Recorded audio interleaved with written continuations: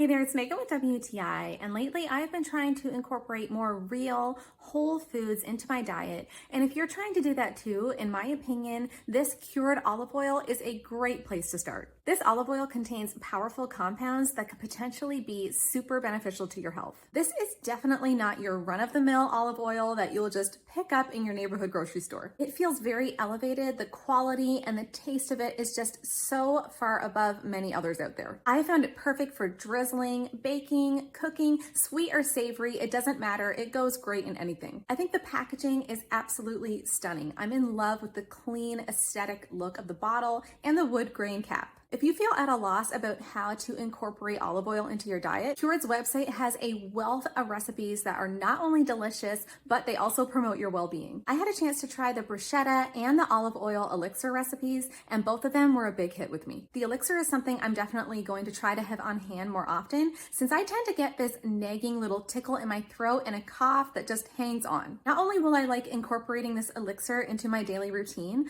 but I would also swap it out for cough syrup any day. If you want to olive oil with delicious richness, smooth flavor, plus immunity boosting potential, you've got to check out this olive oil from Kyoord. But that's just my point of view.